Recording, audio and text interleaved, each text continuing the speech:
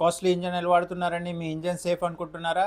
అదొక పెద్ద mistake. Brand కాదు, ప్రైస్ కాదు, విస్కోసిటీని అర్థం చేసుకోవాలి ఫస్ట్.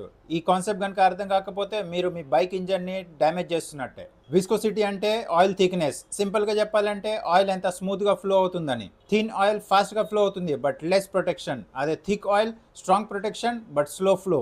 ఇంజిన్ ఆయిల్ క్యాన్స్ మీద ఈ నెంబర్స్ చూస్తాం 10W40 అని. 10W అంటే ఆయిల్ కూల్గా ఉన్నప్పుడు ఎంత థిక్నెస్ అని, అండ్ 40 అనేది ఇంజన్ హీట్ ఎక్కినప్పుడు దాని స్ట్రెంత్. కోల్డ్ స్టార్ట్లో ఇంజిన్ ఆయిల్ ఫాస్ట్గా ఫ్లో అవ్వాలి, అదే ఇంజన్ హీట్ ఎక్కినాక థిన్ అవ్వకుండా ఉండాలి. రాంగ్ విస్కోసిటీ అంటే ఇంజన్ వేర్ లేదా ఓవర్ హీటింగ్ ప్రాబ్లం వస్తుంది. డిఫరెంట్ బైక్స్కి డిఫరెంట్ ఆయిల్ ప్రిఫర్ చేస్తారు. లైక్ సిటీలో కమ్యూట్ చేసే స్మాల్ సెగ్మెంట్ బైక్స్కి సెమీ సింథటిక్ 10W30 లేదా 10W40 యూజ్ చేస్తారు. ఎందుకంటే సిటీలో ఫ్రీక్వెంట్ స్టాప్స్ ఉంటాయి, ఓవర్ హీటింగ్ ప్రాబ్లం ఎక్కువ ఉండదు, అండ్ బడ్జెట్ ఫ్రెండ్లీ కూడా ఉంటుంది. And performance bikes, long rides చేసే, హైవే రైడ్స్ చేసే బైక్స్లో 10W50 లేదా 15W50 ఇవి వాడతారనమాట. ఎందుకంటే ఇంజన్లో బాగా హీట్ ఎక్కువ ఉంటుంది అండ్ ఇంజన్ కంటిన్యూ రన్ అవుతూ ఉంటుంది కాబట్టి దీనిలో స్టెబిలిటీ ఎక్కువ ఇస్తుంది. ప్రతి బైక్ మ్యానుఫ్యాక్చరర్ ఆ బైక్కి ఏ విస్కోసిటీ కావాలో డిసైడ్ చేస్తుంది.